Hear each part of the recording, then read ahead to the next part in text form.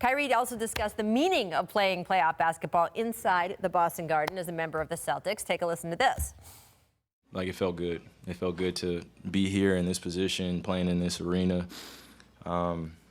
It's just been a long journey from having those two knee surgeries and watching the team last year and finally getting a chance to lace them up for the Boston Celtics in the NBA playoffs. It's nothing like it.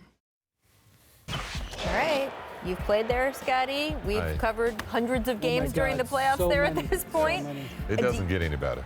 Do you feel that's true? I mean, look, MSG is the other arena that people are talking about with Kyrie right now. MSG don't have all those banners hanging up. They don't have those player jerseys hanging up. It's different when you go into the Boston Celtics arena, just knowing the history of the Celtics. Like Kyrie said, when you put on that Boston Celtic jersey, it's a difference, and it's nothing like what he felt when he played in Cleveland. Being a Celtics, the fans that are there, you see people who've been there for 100 years watching the Celtics play. So there's so much respect when you're wearing a Boston Celtic jersey that Kyrie is really starting to embrace that and see the importance of what it is to live as a Celtic.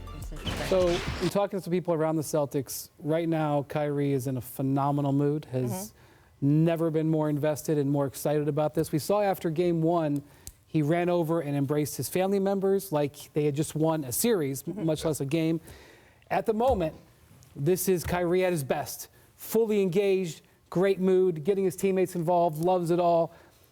But Kyrie tends to be moody. And so while I sit here and look at this and go, boy, he looks like he's really enjoying this, I just have to responsibly say, let's check back in 3 games, in 5 games, in 10 games, because this is just kind of who he's been since he's gone to Boston. But to Scottie's point, I actually think this is interesting. Look, this is the final case that the Boston Celtics are making to Kyrie before the next step was just free agency.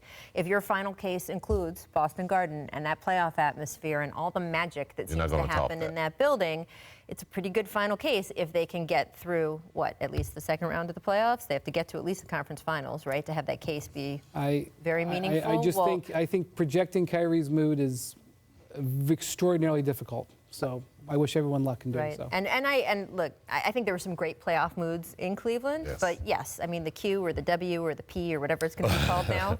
The M, what are they changing it? Kyrie hit one of the biggest shots in the history of the NBA, and his immediate reaction was to be angry. That was in Oakland. Yes, it was in Oakland. So I'm just saying, project and guess on Kyrie's mood at your own danger. All right, let's circle back to a huge missed opportunity for the Pacers, because at 12 seconds left, this game was still winnable for them. Wes Matthews throws a skip pass that nobody is looking for. I mean, who deserves the blame for this, Scottie, as you look at this? You know what? Lack of experience. Okay. Missing Victor Oladipo. In that situation, it was just some miscommunication. And really, when the game is on the line like that, me being a guy that's taking the ball out numerous amount of times, you want guys coming to the ball. Okay. You throwing an errant pass out there is a dangerous pass to begin with. Right. That's just it. It was bad. I mean, I turned to TV for a second to look at the other game, and before I knew it, you're like, what? They were showing the highlights at the other game, the Milwaukee game, and I'm like, what happened? Right. But it was, you could say lack of experience, but you have to execute in the playoffs. So take me through the conversation that happens before he does that, because there was a kind of a botch play right before it, and then. Well, I mean, basically, it has to be, even though the coach is going to draw the play up, I'm going to come to my teammates, and we're going to get on the same page as to where you want the ball. Are you going to throw a hand up, or give me some kind of signal to know when it's okay to throw the ball? But it looked like the pass communication was actually designed for Bogdanovich, and I don't know if Miles Turner picks his own man instead of Jaylen Brown. Because we weren't in the huddle, Scottie, we don't know what was drawn up.